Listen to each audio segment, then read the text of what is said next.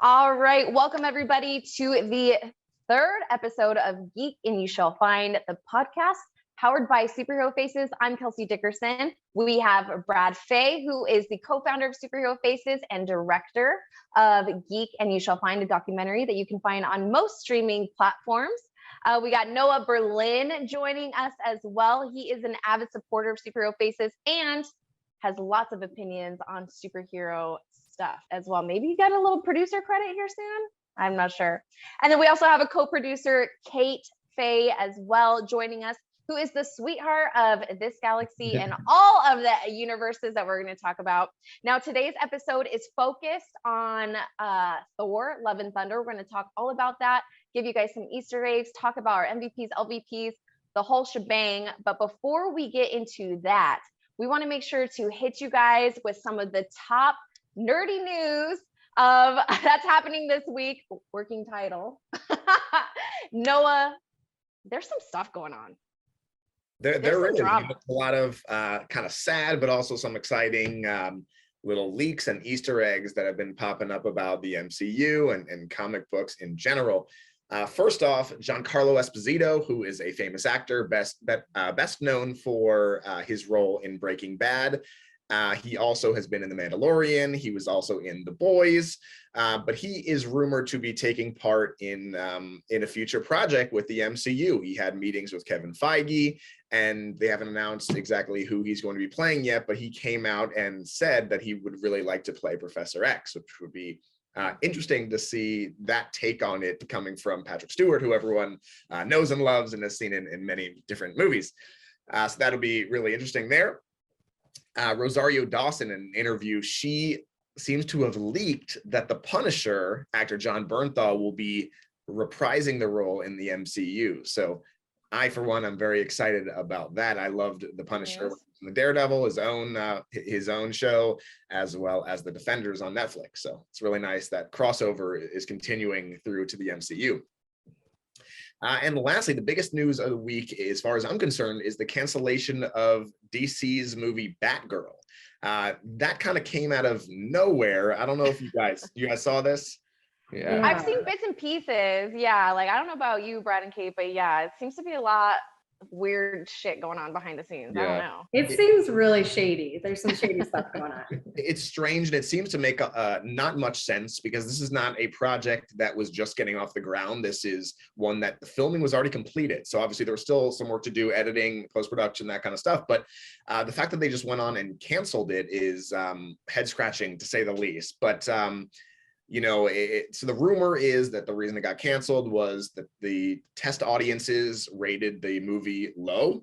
But at the same time, I read an article that said that the test audiences ranked Black Adam, which is still moving forward, the exact same score. So it's strange for one of these projects to be canceled while the other is still moving and being marketed by DCU a ton. So kind of crazy, but we'll see what happens. The directors of Batgirl, Adil El-Arbi and Bilal Fallah, apologies if I pronounced that wrong, but the two directors, they also directed Miss Marvel. And so they shared a message from Kevin Feige of the MCU, who kind of still congratulated them on the job that they did with Miss Marvel, and told them he wishes them the best and is very proud of them and the work that they have done and will do in the future. So we'll see. Hopefully the future is still bright for them and they get to have another project to be attached to. That's really interesting. So do you guys think, like, the only thing that can come to mind for me about totally canning a movie that is 100% done, spent millions of dollars on it, obviously people were excited about it. There's never been a Batgirl movie, and there's definitely been, like, hype around different characters that we haven't really seen before.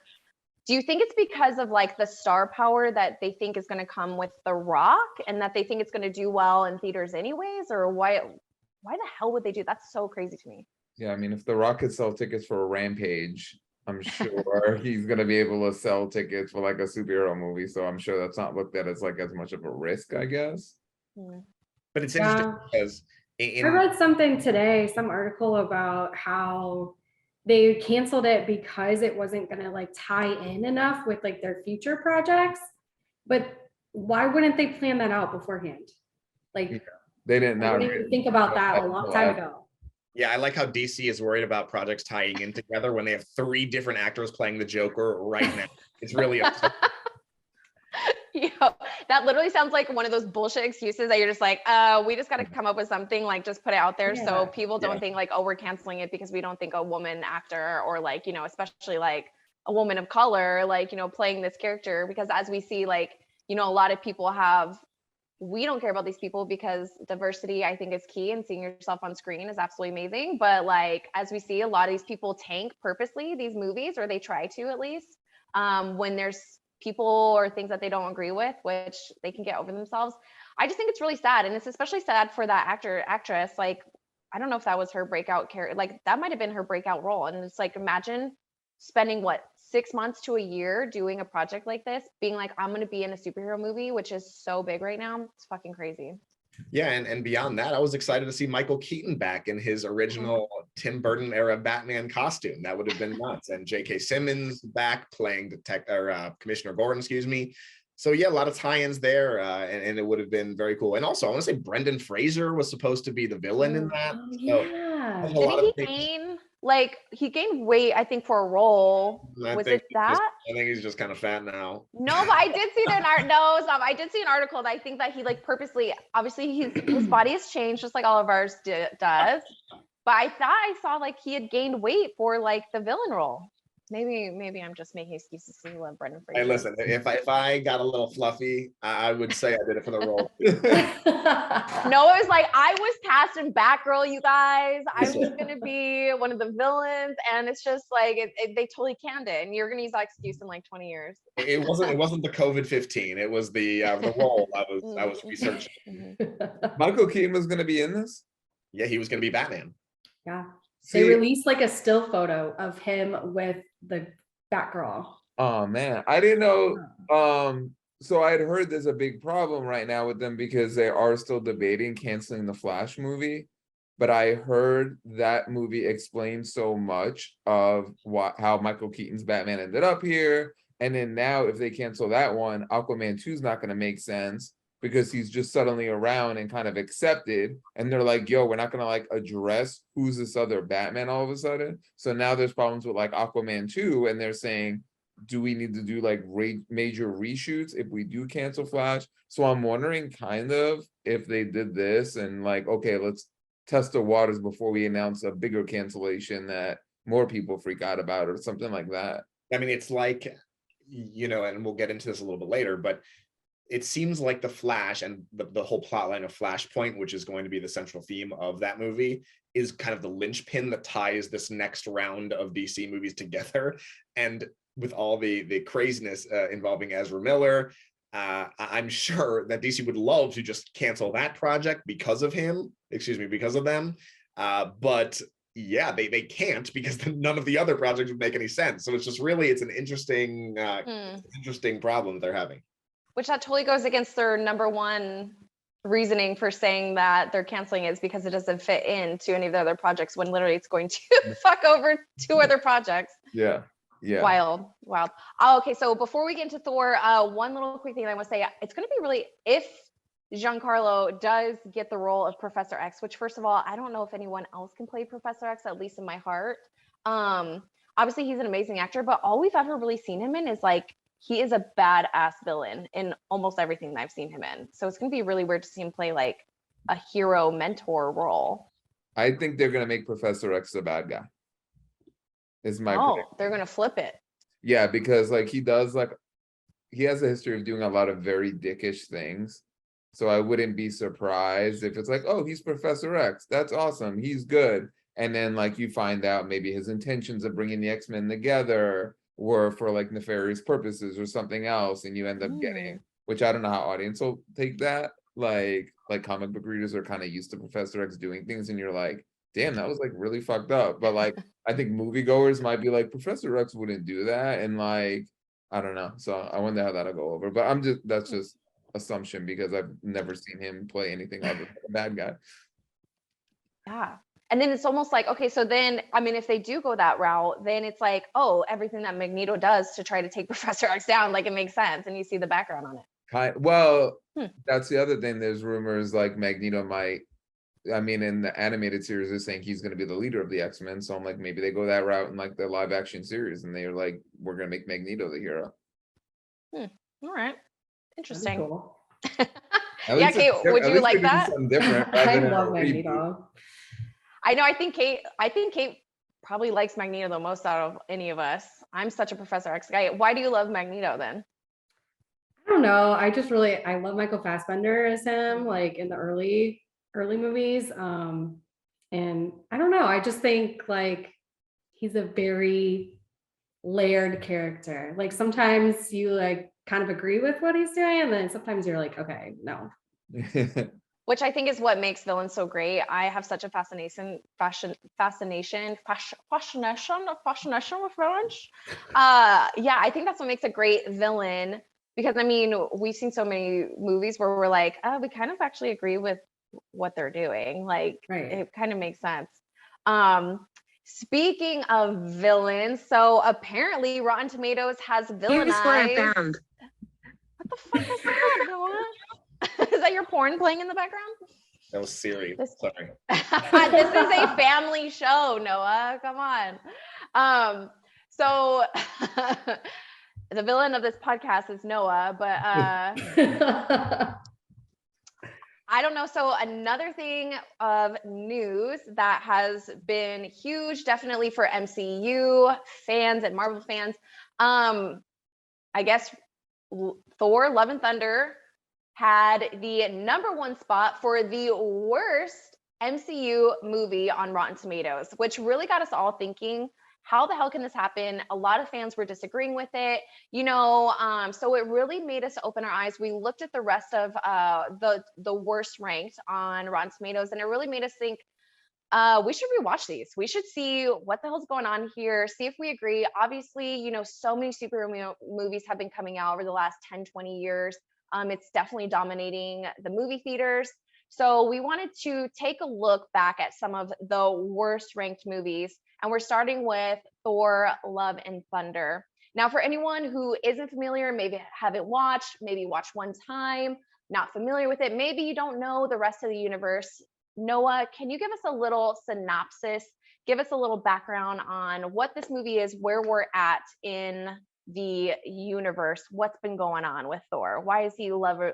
Why is he thundering? What's going on? He's loving, he's thundering. Yes. I wish I was doing that too.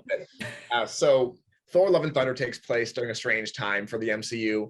Following Avengers Endgame, phase 3 of the Marvel Cinematic Universe came to an end. And with that, the big bad of Thanos, as well as the Infinity Saga.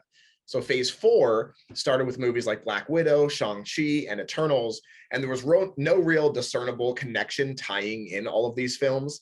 Some later projects like Loki, Spider-Man No Way Home, and then Doctor Strange Multiverse of Madness provide an early framework of where the MCU is going and what has now been dubbed the Multiverse Saga. So Thor, we're interested to see how he fits into that whole multiverse saga and what's going to happen with him there. But the last time we saw Thor was at the conclusion of Avengers Endgame. He was still packing on those extra pounds and suffering from depression about the loss of his love, Dr. Jane Foster, in the second Thor movie, which was Thor: The Dark World, as well as his failure to kill Thanos the first time and prevent the snap in Infinity War, the loss of both of his parents, the loss of his brother Loki, and the destruction of his planet Asgard. So a lot of sad things going on in the God of Thunder's world right now. But at the end of Avengers Endgame, Thor was seen leaving aboard the Milano, with the Guardians of the Galaxy joining that team. Yeah, and like you mentioned, Noah, a lot of those things were addressed. Like, I mean, when you think about it, what makes really like, that multi-layered character and like really makes us like love them, obviously, in addition to them having these superpowers and just being like, larger than life, is having all those layers that we can really relate to. And it's pretty incredible, for Thor, you kind of forget, because they have made him such a kind of like a joke character in these last movies. You really forget all the shit that he's been through, like really a lot, like lost almost his whole family, his planet. It's just pretty incredible. So obviously being able to watch this movie, having that background, thank you, Noah, really got us thinking, but before we get into whether we think it deserves to be on this list in the bottom 10 of the MCU universe or the MCU movies for Rotten Tomatoes, I think we all have some MVPs Definitely some LVPs as well. We'll let you know if we think this movie's an LVP itself. But Brad, did you have anyone that really stood out to you that you're like, yo, like they definitely stood out in this movie? Yeah, I mean, I think MVP. I'd be surprised if not everyone is in agreement that Christian Bale just absolutely crushed it as the antagonist of the film. Just that, I mean, you know, him as an actor, you always know he's gonna really just get into a character, and I mean everything from, oh my God, what is it, where he's a serial killer and American Psycho, like, you know, I mean even before that too, but you know, he's just someone who goes all in when he takes on a role, for better or for worse. So I think he just really carried the film, but and also the way that character is handled in terms of like the lighting and the direct, like, not to take away from all the other things that go into it in terms of like cinematography and the music score. You know, they were just, the villain to me was the MVP of the film. Yeah, so for anyone who's not familiar, and spoiler alert, so Gore is basically the god killer. Something really tragic happens to him in the beginning of the movie, and you really see his journey of being like, yo, fuck these gods. I don't give a shit about them, and it is my sole duty now. It's like, it is my purpose to kill every single god in every single universe. Kate, Noah, do you guys agree with that MVP? Do you guys have other ones? Who really stood out, or what? Who or what stood out to you guys? I mean, just to expand on the talk about Gore, I mean, Gore the God Butcher, unless you're a big time comic fan, I guarantee if you're a casual Marvel fan or whatever, I guarantee you don't know who this character is. No. And Christian Bale is just such a great actor, as you said, Brad. I can't agree more. He was definitely the shining star of this movie to me. And like, to be honest with you, the whole time I was watching him, he kind of looked like a creepier, better Voldemort. Like, very, like, I was getting a lot of Voldemort vibes there, and like then I'm just thinking about Harry Potter, and I'm like, man, I wish this is how Voldemort should have been. Like, because Voldemort's kind of like soft spoken. He was never like scary. He was kind of like weird and like, I don't know. He wasn't even that creepy. He should have been more creepy like this. So maybe instead of Ralph Fiennes or whatever, whoever Voldemort was, they should have got Christian Bale. But yeah, Thor, great character. Yeah, I have to agree as well. That was my MVP. I mean, he was just so creepy, and like half the time I'm like, okay, he's like making sense here with these gods that are just like having orgies all the time and like not doing anything for these people that they're supposed to be like looking out for and stuff. So I'm like, I kind of get it. So his makeup and everything was great. And then obviously his acting was just phenomenal, but you have to expect that. Yeah. I did have one more. Dr. Jane Foster, Mighty Thor. I just thought it was so cool, like the strength that she showed throughout the movie of just like being a total badass while trying to fight something as serious as cancer. And then obviously at the end, you know, she sacrificed herself to go help Thor fight Gore. So yeah, it was really cool. Yeah, definitely. I mean, that's also something, you know, like we're talking about, so many people can relate to, right? Like, you know, just seeing someone and channeling that inner superhero in them. A lot of us, you know, have had loved ones either lost to cancer or lost to something similar. So being able to see that and being able to, you know, it's just something that's really inspiring and something that, you know, Superhero Faces loves touching on in the first place, of finding your own inner superhero. So to have someone who, she was a badass in real life already, you know, she was a doctor, she was extremely smart, but being able to have like a normal person in this supernatural universe, like where everyone is usually saved by superheroes, was really awesome. So I 1000% agree. And yeah, Gore definitely took the cake for me as well. Now, okay, so speaking of that, obviously, I don't know, people saw something in this movie that made them rank it bad, or make them rank it bad. Make him rank it not good. Well, not well. Brad, so since let's stick with it. You just did your MVP. Who was the LVP for you of this movie? So there's a quick one just to throw out there that really, really bugged me at the end, but this isn't my LVP. I'll go to my LVP next, but I thought it was really lame. I thought Tessa Thompson absolutely killed it as King Valkyrie. She is an awesome performer. I think the character is awesome, but I really had a hard time sitting with she got stabbed and kind of had to sit this one out when she is such a badass. I think she should have been like just really messed up. Like, I think we should have seen her, like, you know, she was getting up, telling Thor, wish I could go with you. And I was kind of like, damn, they're gonna like sideline. It almost seemed like she had another acting like performance to go do in another movie, and they were like, oh crap, what could we do? I don't know. That character stabbed her at one point, say like she's not in good shape to go. But I'm like, you know, with all these characters kind of, you know, fighting through, like you said, you know, with Jane Foster fighting through cancer, and, you know, Thor going, like, it just seemed kind of like a letdown to have like this badass character all of a sudden and be like, yeah, I kind of got, and you're a Valkyrie, like, you're supposed to be like one of the most badasses, and you're like, yeah, I got stabbed back there, so I don't think I'm gonna join you this time. It seemed like kind of lame. Yeah, also that didn't, oh, sorry, Noah, that didn't make sense to me either, because I thought like if a god was stabbed with that sword, like you're just a goner. Like, I didn't think that it had to be stabbed with the lightning. Yeah, like the Lightning. thunderbolt. Oh, okay. Thought she. The lightning bolt. Oh, where the fuck was I? So I would have just liked to have seen her suck it up a little bit more, but well, it's weird because usually when there's kind of plot lines in shows and movies, it's just like pretty obvious that they just needed something for this character to do, just like, so they're doing some pointless adventure or whatever it might be. And so that's kind of the way I felt with all the kids in that last scene, where they're kind of involved in the battle in a big way. And to me, it just seemed like, well, they got to give these kids something to do, so that's why they did that. But then again, they went the opposite direction with Tessa Thompson, who was such a big part of the movie, where then all of a sudden they sidelined her, which just seemed a little strange. But my LVP, and I know this is going to surprise everyone, I would say the Guardians of the Galaxy. It was like a big letdown.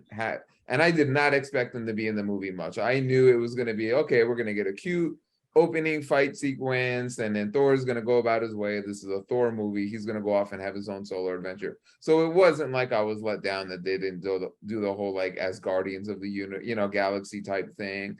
But I don't know if anyone other than Star-Lord even really spoke, like I'm like, it was really like just like a wasted opportunity to have like a cool scene with this cool group that plays off each other really well. And I'm like, that just didn't need to even be in there. So I just thought that was like a letdown, considering like how much I look forward to seeing those characters interacting with each other in Thor. Yeah, again, it kind of goes back to like making kind of Thor almost like a jokey character, where it's like, yeah, it's like, okay, clearly they've been fighting together for all this time. And then they really try to drive home like, hey, like the Guardians of the Galaxy is like sick of Thor, they want to get rid of him, like, and then for Thor to be like, oh, like you can have my ship or whatever, and he's like, you're giving me back my own ship. So it's like, it's just one of those things that didn't really make sense, and it just was like a lazy way just to be like, okay, like now this is Thor, he needs to go off on his own. Like, I agree, like even when he was over there fighting or like helping, like in the opening scene where they're like, hey, like we need your help, like then they're just all standing there, and it's like, okay, like I doubt that's what they're doing on every single planet. Like that makes no sense to me. Right. Yeah. That's a really good point, Kelsey. I forgot that they were like losing and they're like, we can't even do anything. We need Thor to help us, which seems really odd because it's not really like that in their own movies. Exactly. They were badass in their movies. Yeah. Like, they're fighting Drax, and like and now like these chipmunks, they're like out mad. Like it was like birds on motorcycles. Yeah, like Mad Max, like it would have weird been Muppet cute if shit. it was like a villain they could have taken out, but did it to appease Thor because he needed like the self-esteem boost. Like that would have been cute, like do something like that. Like, okay, we're gonna be like, Thor, we need you. We can't do this without you. Help. But yeah, so I just thought that whole, their inclusion was kind of a waste. Yeah. Well, speaking of which, so that's kind of basically goes into this next one. Kate, did you have any unsung heroes, like anyone that you thought maybe didn't get enough screen time, maybe like, their storyline should have been upped more? Was there anyone that you were like, yo, why aren't we focusing more on this? Okay, well, my first unsung heroes, obviously the Screaming Goats. Love the Screaming Goats. I was waiting for when I thought those were going to show up in the MVPs for sure, and I was flabbergasted that no one said goats in MVP. I love them. They like almost carried the movie for me, but no.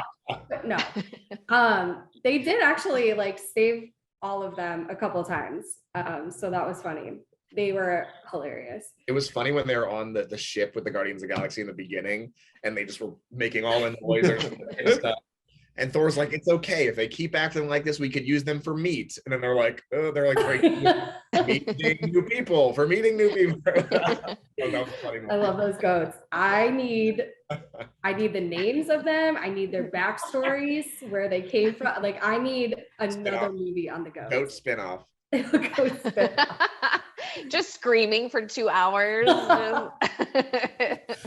Some other ones that I had were, I did put Gore on there just because like he was so awesome, and like, not that he was like underused, but I could have like seen even more of him just because it was so creepy, so badass, so well acted. And then I did also put, like, we were talking like about that scene where they went to I forget what it's called, but basically like the Mount Olympus with all the gods in that arena. And it was kind of long and drawn out and didn't really seem totally necessary, but I kind of did love Russell Crowe as a really asshole Zeus. So I don't know that I like needed more of it, but I really liked his little part in there. And I know he was in a post-scene credits, so maybe he'll show up in the next movie. I don't know. Also an unsung hero is his Greek accent. That was it amazing. Was quite authentic. Yes. Was like, and all of his little, like, you know, his little brothel of women, I guess, around him was great. Yeah, I agree. So honestly, like, I thought there were so many great scenes in this movie. I think we guys have already all touched on it.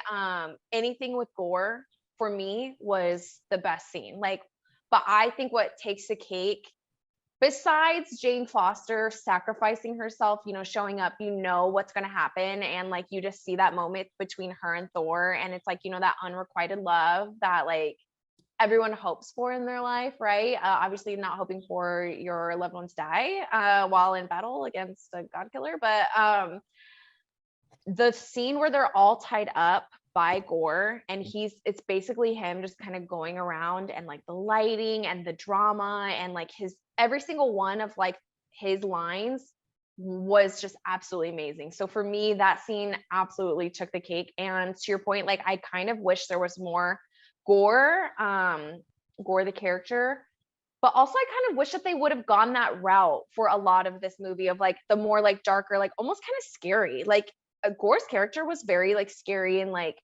creepy, and just, you know, you just never really know what he's going to be doing or what's going to happen with him. So I kind of wish they had a little bit more of that. I don't know. Did anyone else have like, I think you guys disagree with me. I think you guys have another best scene that that was a great scene, and like everyone killed. I mean, just like, you know, Chris Hemsworth and Tessa Thompson, like everyone, the acting they all did, you know, Natalie Portman, those three actors, like just what they did with their eyes, like without being able to mouth a single word, like just shows like how like amazing like this whole like cast was like in this movie. And like, you know, it's hard, like Chris Hemsworth, like, are you really gonna be like, what a brilliant acting performance, like, you know, when it's kind of jokey and stuff like that, but it shows like that these actors are able to take advantage of those moments to like still shine. That was a that scene, though. This is not as consequential. Of course, I loved that scene too, and the black and white was just a really cool touch for the scene. But when towards the beginning, and they did a scene like this in Thor Ragnarok as well, when they had the theater troupe playing the events of a previous Marvel situation, and they actually did the scene of Thor Ragnarok with Matt Damon playing Loki and Sam Neill played Odin. And actually Chris Hemsworth's brother Luke Hemsworth played Thor, and then Melissa McCarthy came out playing Hela, and it's so funny the way that they do that, and they kind of joke, but they're, you know, self-aware, and I really like that scene as well. I think that's a good ode too, like, you know, especially when like the Zeus scene comes later, like you're talking about, okay, like, you know, a Mount Olympus type thing, you know, that's like what like ancient Greeks and Romans did anyways, like, you know, they did all these things to tell the stories of the gods. So I thought that was cute, and it was honestly, that was probably one of the funniest things, and I think it was like what really well done. That was meant to be funny, and it wasn't like overly done, which I think this movie does a lot of. Yeah, agree. All right, now we're trying to stay positive here because I thought this was a great movie, and I mean, we're talking about like, there's a lot of great scenes, a lot of great things about this, but was there any lines in particular that really stood out to you? Kate, I think you had a few good ones that we talked about before. Yeah, so in the very beginning, kind of when they show Gore going from, this the grieving father to this like God butcher, his origin, if you will. How long were you sitting on that, Kate?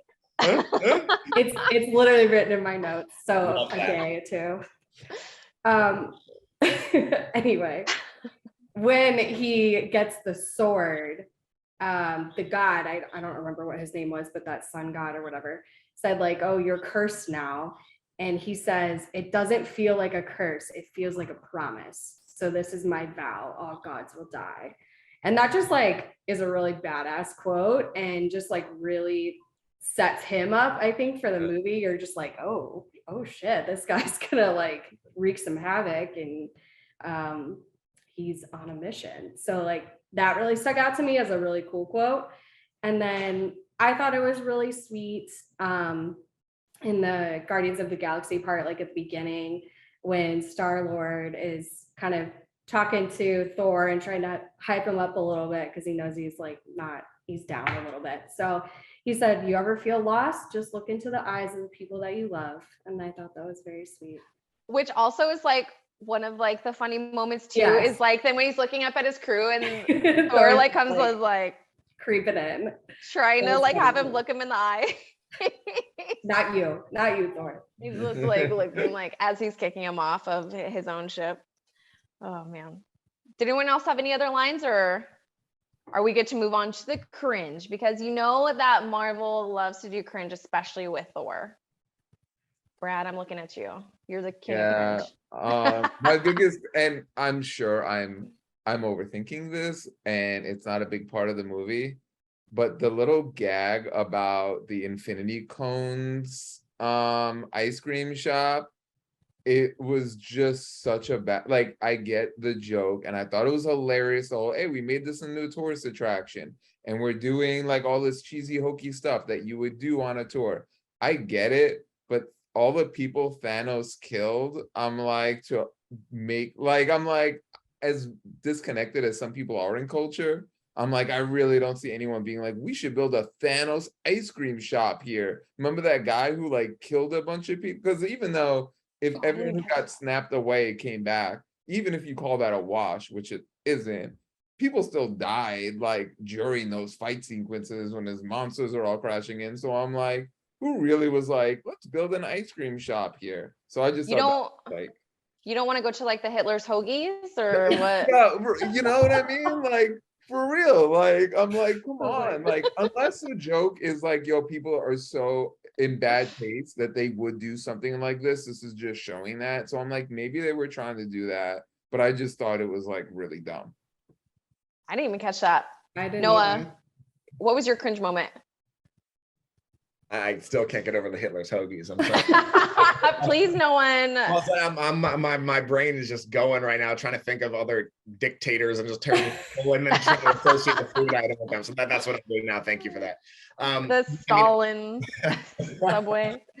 Brad, I agree with you though, and I didn't think about it along the lines of the Infinity Cones. Like I wasn't thinking about that, but just the whole concept of turning New Asgard into the tourist destination and making it to like a Disneyland with rides. Like it was just weird. Like I don't know why they did that. It didn't serve any purpose, I don't think. Like because it's a tourist destination and it's a theme park, but at the same time it's also a village where people live, and it's a haven for refugees of Asgard and other planets, but it's also just an actual city in Iceland or whatever. I don't know. The whole thing was just strange and didn't really make much sense to me. So I don't know why they made the choice to go that direction with New Asgard.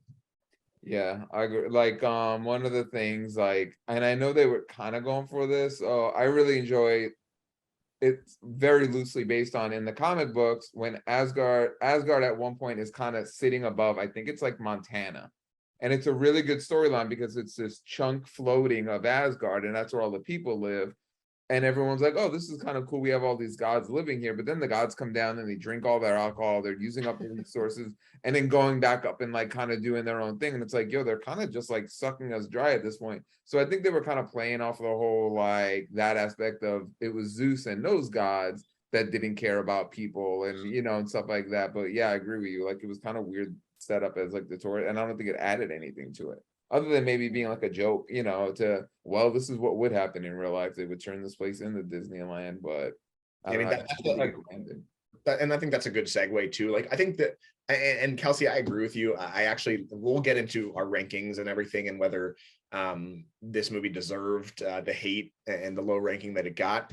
And it wasn't necessarily a cringe for me, but I just, the biggest problem that I have with it is just how heavy-handed the director Taika Waititi, who I love, decided to get with the humor, both with Thor's character and just everything in the entire movie had to be a joke. Like exactly like we're talking about here with New Asgard. It didn't all need to be like this, right? And Thor, I think the movie right with Ragnarok was really successful. It really changed the dimension of the character of Thor, made people care about him, gave him this humorous aspect to him that made people love him. But I think to me, this movie seemed a lot like they saw what worked in Ragnarok and okay, let's do the exact same thing, but turn it up a notch. And I just don't think they needed to do that because there's a lot of elements that we touched on before where this character is severely depressed. He's going through a lot of things. His entire family's that he witnessed his entire planet get destroyed. And he blamed himself for a lot of it and the love of his life. I mean, just all of these things are happening to him and they really could have made it a much more layered character instead of just someone that treated every conversation, every situation as a joke. And the humor, they almost made him stupid in a lot of it. Exactly. Yeah, and that's the thing. Like, Thor was badass, and like he was badass in this movie. I'm not saying he wasn't, but there were times when you're watching scenes and you're just like, okay, he's joking, he's being stupid here, like he's gonna end up messing something up because that's what a character that acts dumb like that does, and it's just like that's not the way that you would think the God of Thunder would actually be, and you know, which is how badass we've seen him before. So it was just a strange decision on my from my perspective. Yeah, like this. Yeah. It seemed like I love the arc they're taking that character, but to me, he's like and maybe this is like how we are in real life. He's very much like 2 steps forward, 2 steps back. Like when he doesn't have like the connect to be like, oh, I just destroyed these guys' temple. Like, I get it. That's like humor relief. But like, I'm like, he's not that stupid and disconnected. Or if he had been the whole time, then I think that'd be really cool. That then when he goes to where Zeus and all them are, and he sees like how inconsiderate like a lot of these gods are of like Thor went in, he was hungry for battle. This temple got destroyed. It's a big haha moment. Like, he don't give a shit. Like, so I get that, but it seems like he should have moved past that at this point already. Like, it seems like enough other things where he should have had that awakening. It seems like every movie they just take him back to basics and then build him back up to, oh, look, he's learned that there's more to life than battle and stuff like that. And it's just like the same recycled story. Yeah. So, I mean, going with that, just to kind of like, you know, kind of put a bow on this, like, Kate, do you think that this movie deserves the hate to, I don't know if it's still there. I think maybe some Thor fans have come in and like helped its Rotten Tomatoes ranking, but obviously everyone was really shocked for this to be the lowest ranking MCU movie. What do you think about the hate for it? Like, do you think it deserves it? Yeah, I don't get it. I mean, it has its problems and its flaws, like we've discussed. And it seems like it doesn't really super tie in with what the MCU is doing right now. So I'm not sure like where it's going to fall or what's going to be really important from it, like moving forward.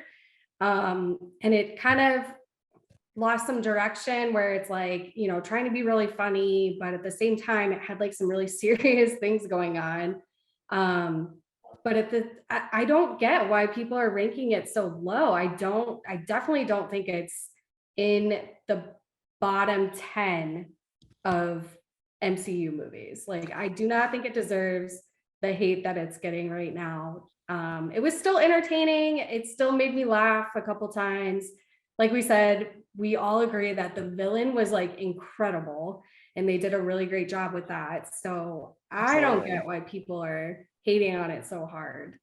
I agree. I think you guys have all definitely hit the nail on the head of like, we think that this could have been a really great movie. We don't necessarily agree what they're doing with the character or even the storyline. I think this could have been definitely, especially for the ending of this movie. I think that's going to be like not even the biggest problem that I have with this, but like, it just really, I don't know. It just doesn't make sense to me where they're going after Gore this whole time. They finally get him. He's up there. He's about to make his wish to like, what we think in our heads is to kill all of the gods. And we've seen like the repercussions that it's had of, you know, obviously not all gods are good, but like, you know, it's like he's killing whole planets. And like, you know, it's just been like very detrimental to all these different universes. And then all of a sudden Thor is like, you know what, I'm choosing love. When it could have been a much deeper movie with a lot more deeper things that we're seeing with Thor and like conversations, or even just seeing more of like the interactions with Gore, or like, you know, all these different things. So I think maybe people had higher hopes for it because of Ragnarok. But to your point, they lean too hard on making him a joke. They lean too hard on the humor, which didn't make sense in a lot of it, or was just like stupid. And like, you know, it just was kind of like very surface level to me for that kind of ending. So Kate, you said you don't think it belongs in the bottom 10. I agree with you 100%. Brad, Noah, where would you guys rank it? Does it deserve to be in the bottom 10? Noah, what do you think? I definitely say no. I mean, I've definitely been critical a little bit about the movie and what it could have been, but I think that's just because these are awesome characters and we know what could be possible with stories of them, especially when they have a villain that's so deep, I guess. But yeah, I mean, I think this is a middle of the road MCU movie. I really liked it. It's not one of the best though, and I definitely don't think it's one of the worst. I'd say if I were to rank it, I'd probably put it right above Captain Marvel, above Guardians of the Galaxy 2, movies like that, you know, right around the kind of Doctor Strange area is where I would put it, but right in the middle of the road. Yeah, it's like it keeps you watching. Like, it's not like you're like, oh my God, I can't sit through this, obviously. So Brad, do you agree with that assessment, or where would you rank it? Yeah, like I definitely don't think it deserves a hate its God. I don't know, like I don't think off like top of my head, I definitely don't think it'd be bottom 10 movies. Like maybe if I looked, it'd be like, oh crap, it's hard. It's always different when you rank from first to worst versus going the like opposite way. I always wonder like how that would affect, but I'm like, you know what, if I was, you know, it was entertaining. There were a lot of really redeeming things about it that I thought were really, really good. So is it a movie worth bashing? Like, I don't know what your expectations were. Like, it was fun. It was, you know, like some parts made you laugh. Like, it's kind of what you should have anticipated going in. Yeah. All right. So before we let you guys know what we're going to be discussing next week, which you might be able to have an idea, where do you guys think this is going to go? So obviously at the end, you know, you see Thor, he's with that adorable little girl who was brought back because Gore, obviously that was his wish, was to bring back his loving, the love of his life, his child, like, you know, obviously, which is what set off this whole thing in motion. And she's recreated in eternity's light, is that what they said, like, or eternity's like being or whatever. So where do you guys think it's going to go from here, because we see them fighting together at the end? So obviously they're kind of doing the same thing that Thor was doing anyways, it's just now he's with this little girl. Do we think that's going to be expanded? Do we think they're just kind of leave it and they're going to like do another Avengers type thing? Noah, what do you think? Yeah, I mean, it's tough to say, because on the surface, this seems like another one of Phase 4's kind of inconsequential movies. I mean, Gore wasn't in the movie or in the MCU before this, and now he's dead, right? But nothing really changes other than Thor has another little sidekick. Jane Foster's now dead, but she hasn't been in the MCU in a long time. So it seems like not much is changing in the MCU based on the events of this movie. There might be some little Easter eggs that were planted, one that I'll touch on in a moment, which could be a little clue about how this could potentially tie into the larger multiverse saga. But yeah, it's really hard to say. Yeah. Kate, what do you think? Yeah, I agree with Noah. I don't really know where it's going from here and what they're planning. I don't think that they're gonna have the little girl, which I guess is love. I don't think they're going to have her continue, and I don't think she's going to like be fighting alongside Thor. I mean, I could totally be wrong. Maybe they have like big plans for her, but I don't know. I don't see her being like a big part of the MCU going forward. Okay. I completely disagree. I think that makes this movie worse. Like, yeah, there's no reason. Like if they don't do anything with that, and the next time we see Thor, he's like, "Oh, I dropped love off with a babysitter, and I'm on my own again." I'd be like, like I think they have to do something with it. That's the whole like build up, and like, I think from a narrative device, it's really hard to do a solo superhero movie. That's why you see so many team ups. It's like part of what we like is like, I mean, for like narrative devices, you need the character to have someone to talk to so they're not talking to themselves. But I also think as viewers, like that's where a lot of like conflict comes from and stuff. So I think I don't see them being able to pull off a Thor movie where he's just like completely by himself off on a mission. I think they need to incorporate love a little bit more and be like, there was a reason. Like he no longer has his Guardians of the Galaxy. He now found someone that he has a genuine relationship with that works both ways. Let's see where this goes rather than just getting rid of that story really quick. Yeah. So this was the second time that I saw Love and Thunder was in preparation of this podcast here. And I noticed something. Nerd. We all are, aren't we? Isn't that kind of the point? But I noticed something in the second watch that I didn't notice the first time. And that's that after Gore makes his wish at Eternity, right? He wishes to bring back his daughter, and they do a kind of camera shift where the silhouette of Eternity becomes the daughter. But before you see her materialize into the little girl, she looks like it's a silhouette with the cosmos all in the stars and everything within that. And really what that reminds me of, what that looks a lot like, is the character Singularity from the Marvel Comics. And Singularity is it's a relatively newer character. I think she came about in the Secret Wars events of 2015. And as you know, the culmination of this whole multiverse saga is going to be the Kang Dynasty and the Secret Wars. So if somehow she turns out to be Love, the daughter, turns out to be the Singularity, who is one of the most powerful cosmic entities in the galaxy, who knows? I mean, that could be the tie-in right there with this movie going into the multiverse saga, is actually the daughter. So we'll see. And really, I hope that's the case or something similar, because like you said, Brad, if not, and there's just nothing that ties us in, it just seems kind of like, Yeah, it's like, what's the point? All right, so was that your Easter egg that you mentioned earlier? Do you have more? No, it was. Okay. Brad, I think you said you had an Easter egg too. I'm really bad. I'm horrible at finding Easter eggs because first of all, I'm blind and I can't hear. So it's like, I'm like, and obviously I haven't watched a lot of these movies. So, which is part of the whole reason why we're doing this, is to kind of help me out. So thanks, guys. Yeah, no, I definitely, like, I spotted a few. I did have like one question that I wanted to ask, if this would be me being nitpicky, because like I'm always trying to look for the positive in these movies. Like, so I always hope someone can like correct me and be like, no, actually, because of this. And I'm like, okay, cool, I could feel better about it. Does it bother you guys? Thor obviously knew about crap, what is it called? Like where you get the one wish? Eternity. Thor knew about Eternity already going into this movie. Knew that there was this thing that existed because, they explain it, like, Valkyrie explains when Jane Foster is like, what is that? So this is like a thing that's known to exist.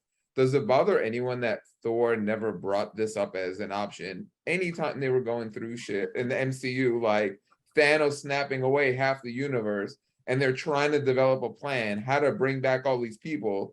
Wouldn't Thor have said, yo, there's this thing out there that grants you a wish, we just have to figure out how to reach it? Yeah, I mean, the way that I took it is that it was kind of like a myth, like a legend that no one actually thought existed. And then maybe this is what I told myself or to make it make sense. Yeah, and I'll take that. Like, yeah, I'll take like, I never really thought of it. Even when they talked about it in this, I never thought about it as something that everyone knew about. Just they weren't trying to get it, but like it was definitely a possibility. Like I didn't feel that way. And to me, it was that when Zeus talked about it, when he brought it up, that was like the confirmation that like, holy shit, this is real. Even though they didn't really do that like work. I just needed something like that because I'm like, otherwise that's like a big problem for me, is like, Thor had all these people like creating time travel and stuff when he knew a potential option that he should have like tossed out there. Yeah. Yeah, I guess like, but obviously to your point, like, I mean, Zeus didn't seem that worried about it. He's like, oh, he's never going to get there. But then I think, wasn't there something with like Jane Foster was the one that kind of figured out like, oh, he needs the axe. Yeah. Like, that's why. So I think without Jane Foster being in Endgame, that conclusion would have never happened. But I don't know how then Gore knew all of it. Like, Right, like, he was I just a agree with regular that. person. No. That what happened was they knew. So basically, the Bifrost was controlled by Heimdall, who Yeah. had the big sword, and obviously he died in Infinity War. When Stormbreaker was created, Stormbreaker had the power to channel the Bifrost, and that's how you see at the end of Infinity War when Groot, Rocket, and Thor come down. It's like one of the most badass scenes in all of the MCU, and he just wrecks shit on the field in Wakanda. And so what it was is that there was kind of like Stormbreaker in this was being glitchy, and Jane Foster was the one to figure out that no, we just need a vessel to channel this Bifrost through, and that's how they kind of fix Stormbreaker on the Asgardian ship thing to get to that one planet. That's what that was. I don't think it was her that came up with anything about. Right, she saw the plans. Exactly. And was like, oh, he figured this out. And Gore knew. Gore figured out. Gore knew that he needed the Bifrost to get to Eternity, and so he's like, all right, how could I get the Bifrost? I could get Stormbreaker, and that was his plan. All right. Well, I clearly understood all of that. All right, so I think we're all in agreement. Thor: Love and Thunder does not deserve all the hate that it has gotten, especially recently. We all thought it was enjoyable. Definitely some things that can be improved, obviously. But yeah, any last thoughts before we reveal our next movie that we'll be seeing if it deserves the hate, which I think we're going to be very divided next week. Yeah, guys, obviously we had some categories we've talked about here, cringiest moment and best scene and so on and so on. But there's a bunch of like little one-offs of things that we might have liked, things we might have disliked about this movie. So can you guys talk a little bit about some of these things we might not have touched on yet that you still were worth talking about, whether they were good or bad? Because I have some myself, but I got one that I was gonna mention. I do. Unsung hero. I was gonna say like shout out to the puppeteers in the movie. Like I was really glad that they were like that puppets were used. Like as weird as that like seems like a small thing, but as someone who like isn't big into CGI and thinks like CGI gets overused and kind of get it, like they really use, like we talked about those creatures that they were fighting at the beginning, like those were puppets. And then when they did the big shot of the place where Zeus was, like a lot of that was done by puppeteers and stuff like that. So I was like, I'm really glad that like then, yeah, like there's like a lot of like dark crystal kind of like, it just gives it a different feel. Like I'm like, it seems so easy to just rely on CGI that I was glad they like did some outside the box and added some like texture to it, I guess, and like did something that Marvel just seems so heavily reliant on. Brad goes to one adult puppet show and now all of a sudden is such a puppet fan for like, life. Puppets are much better than CGI. I think if Baby Yoda Grogu was CGI, I don't think people would like them as much. Like puppets go further. I think that's why the Star Wars prequels get shit on so much, partly is because it was all CGI. You had Yoda being CGI all of a sudden. And I think that's why in the new movies and like the Mandalorian and stuff, they're starting to get back into the puppet stuff, because like I just think that works differently with audiences than like CGI computer crap. No, I didn't realize this is a hot take, but CGI Yoda is way better than, and I'm not talking about Grogu, I'm talking about Yoda. CGI Yoda, who's flipping around, having lightsaber battles, is way better than puppet Yoda. 1000%. I agree. He's so badass. Yeah. When he fucking starts doing all that shit in that cave, wrecking shit up. Oh yeah. He's 20 million years old, however old he is. Like, you couldn't do that with a puppet. No. If you watch the new Dark Crystal series, you could do some incredible fight sequences with puppets. And I never thought of this. Yoda aged like a lot really quick. How was he doing that? Prequels and Empire Strikes Back, which it's like 17 years later, like curled up in bed. Like I'm like, he really like aged very quickly. Obi-Wan too. He went to the Obi-Wan Kenobi school of aging. Those 17 years, man, they took years off of people. They've seen some shit in those 17 years.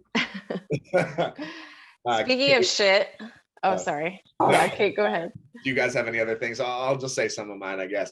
I loved in this one, it was an element we'd never seen before. Obviously, Mjolnir has been in a number of different movies throughout the Thors of the Avengers, all that stuff. But it was very cool having Mjolnir broken. And then all of a sudden, when Mighty Thor, when Jane Foster is wielding it, it's able to break apart and kind of almost like a shotgun where it shoots all the little shotgun shells or like a grenade coming off, which is really cool. Then it could come back together. That was really badass. I really liked how they did that.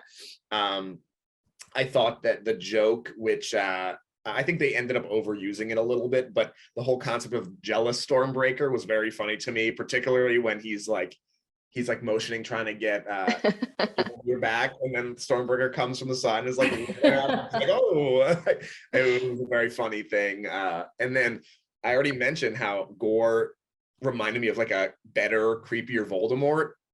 And to take that Harry Potter comparison one step further is when Korg got destroyed basically, and he was just a face, and Valkyrie had to tie the face into the back of her head, and it reminded me of in The Sorcerer's Stone when Professor Quirrell had Voldemort's face in the back of his head too. So it was like two different Voldemort references in my mind. Maybe I'm the only one that thought about this, but two different Voldemort things in this movie. I just thought that was kind of funny. The snake, he had the snake, remember? He just beheaded him really quickly. Yeah. Oh yeah, he ripped his head off. All right, well, unless Kate has any other, I will just say, and I know that you guys would disagree with me because you guys mentioned it being badass earlier in this pod, but I hated the scene with the kids, like when they all got powers and they were fighting. I thought it was so bad. Like, I hate things like that where they give kids like, when they make them either smarter than they are, like you're like, no kid would ever do that or say that, or like all of a sudden these kids are just like super badass, like they've been fighting their whole lives, like they're like 50 years old, they've been fighting. Even Jane Foster, who clearly had been like having, you know, these powers for a while, was still struggling with some of her stuff, but all of a sudden these kids can just like get powers in 2 seconds and just be like wrecking these shadow monsters. I thought that was so corny.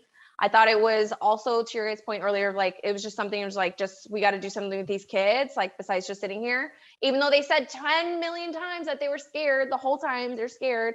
Obviously they're still going to be scared. They're not going to know how to use their powers. And then they had stupid scenes where it's like the girl was like dancing with her teddy bear and then like slice a thing and then like do this over here. And I was like, that's just was, I hated it. I truly, I'm a shadow monster. What are your thoughts on kids in general, Kelsey? What do you think about kids in general? I don't prefer them. But I mean, okay, but like at the end, like, you know, when that girl is like out there and they're like fighting together, like I thought that was awesome. Like, you know what I mean? So it's like there's a way to do it. I just thought that was shitty. Okay. I didn't like it. Okay. Loved it. Right. November rain. Cool. It's just different. Like they've never done anything like that with like a group of kids, and it was kind of weird, like how Thor was able to like give them his power for like a couple minutes. Like I'm not really sure how that works or like why that's never been like talked about before, but yeah, I thought it was kind of cool, especially with like the song in the background and like that one guy's kid was like jumping through the air and like he looked really cool. Heimdall's kid. Yeah. Astrid, aka Axel. Yes. A lot of Guns N' Roses references in this movie. Yeah. I don't know. To your point, Kate, it's like, okay, that's like another thing like that was never referenced before. Like could have been like a very easy, like, you know, I was like, why not give all of New York like his power and then be done with like Thor, or like give the whole world, give 7 billion people like the power to fight, and then because what could go wrong if you give the whole world superpowers? Well, it's just temporary, right? So whatever. And it's like they all don't want to die. Like there's this like big, huge guy that's like trying to kill half the population. Like you don't think they're going to be like, yeah, I don't really want to take the chances. If you like, run around sharing powers willy-nilly, you have to be responsible with it. You think kids are fucking responsible? You think a 5-year-old's going to know what to do? Like there's whole series about like, I mean, like The Boys is a perfect example of like this kid, like fucking Homelander threw him off of the roof. He couldn't even fly. Like, you know what I mean? And he's been a superhero his whole life. Like, you know, I know that like they hadn't like built up his thing, but like, yeah, that's exactly a good point. It's like, okay, like, well, the kids, how would all of a sudden they just know how to use their powers? Yeah, listen, and fight these things. If all of a sudden I was given lightning powers and it's going to happen for 15 minutes, I'm not going and spending 15 minutes fighting Thanos. I'm going to Best Buy, using lightning powers to get me a new TV. Like that's what I'm about to do. Yeah, well, your ass is going to get blipped. Like, cause absolutely like, so enjoy that 2-minute TV. Yeah, but in 4 years when I come back though, it's going to be a nice. It'll be waiting for you. That's, you know what, you're gonna be the one person that doesn't come back because of like that bullshit. There's like, we give you power to fight this guy, and like, no, your ass is not coming back. All right, shit. All right, so we all agree Thor: Love and Thunder definitely did not deserve the hate that it got. Next week we're gonna be seeing if Eternals, which I think now is back to the #1 position. I think it was there before. Now it's back to the #1 of the bottom 10 MCU movies on Rotten Tomatoes. We're definitely going to have a lot of differing opinions. We've already kind of talked about this before, but we're going to rewatch it, let you guys know our thoughts. If you guys have a movie out there that you'd love us to talk about, show that you'd love us to talk about, that you think is getting hate, that it doesn't deserve, or maybe something that's getting too much love, that deserves a little bit more hate and a little bit different, fresh eyes perspective, let us know in the comments. Make sure to share. Please make sure to... What? What? Did you say the Batman? All right, so Noah has already put in his thoughts about it. You guys, please let us know as well. Make sure to follow. You see all of our handles right there, including Brad. He doesn't have social media, but follow us at Superhero Faces on YouTube, Twitter, and Facebook. Unfortunately, Instagram is superhero_faces because we have password problems. Thank you guys so much for tuning in with us this week. Please make sure to share. Please make sure to follow and leave your thoughts in the comments below. Did we hit it or did we not? See you next week. Bye, guys.